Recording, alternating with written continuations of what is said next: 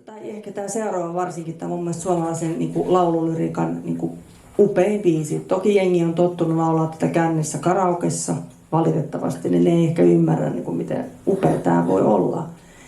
Mutta mä oon niin kuin samaistunut tähän tekstiin, ja tässä on tullut mulle rakas, ja musta tuntuu, että tämä on vähän niin kuin tämän Enkelten kaupungin semmoinen heimolaulu. Että ne on vähän niin kuin, kun ne niin kuin tuntis jotenkin toisensa ne laulut. Ja tätä mä oon sitten tosiaan esittänyt kaikkialla. Ja miten se liittyy ehkä lapsuuteenkin silleen, että mun veli kuunteli aina tätä biisiä ja se rikkinäinen koti ja kaikki, missä mä elin ja ne asiat. Toisaalta mä elin myös ihanassa kodissa ja mä tänä päivänä ajattelin, että se oli vaan rikkinäinen. Siellä oli ihmiset, jotka yritti rakastaa toisiaan sillä, mitä niillä oli. Niin sitten tässä, kun tämä Lumi teki enkelin eteisen, niin mun mielestä se enkeli, joka tulee sen särjetyn ihmisen sydämeen, niin on just se rakkaus, minkä mä oon saanut kokea Jumalalta. Et, oot sä siitä mitä tahansa tai tunnet sä mitä tahansa, niin sinne pimeyteen niin kuin se enkeli kuitenkin tulee lohduttamaan. Ja tää on ihan upea biisi.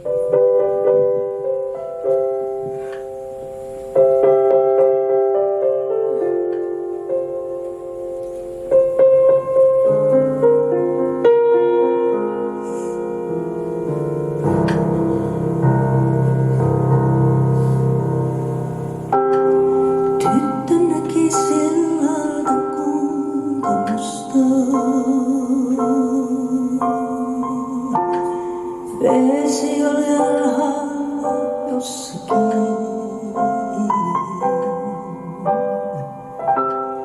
Äiti kysyi, miksi tuo runoja rustaa. Lapsi on kai päässyt sekaisin. Tyttö itki hetken ja katsoi taakseen. Villinä soi huokaus kaupunkiin. Kuinka tämän tuntisi omaksi maakseen? Vesi oli muskaa kuin aikakin. Vesi oli mustaa, äiti kulki mustissaan. Ja pappikin sai kahvia juodakseen. Ja veli oli kännissä, äänsi nytkeneen. Joku kantoi kukkia eteiseen.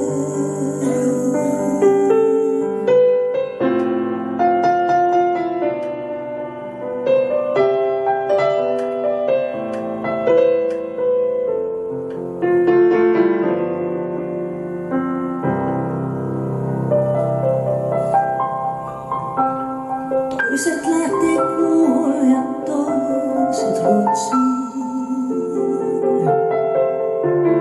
Toisilla vain pienempi paikka.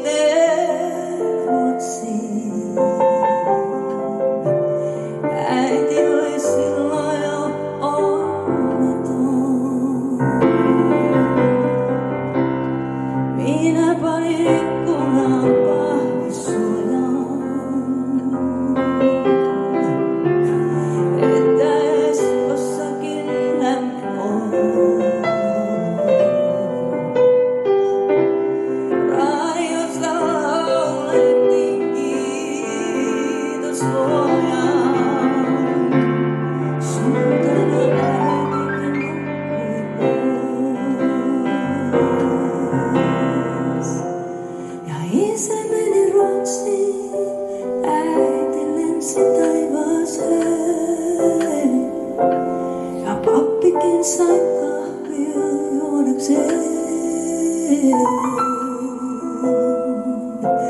Ja veli oli kännissä, näin sen itkeneen.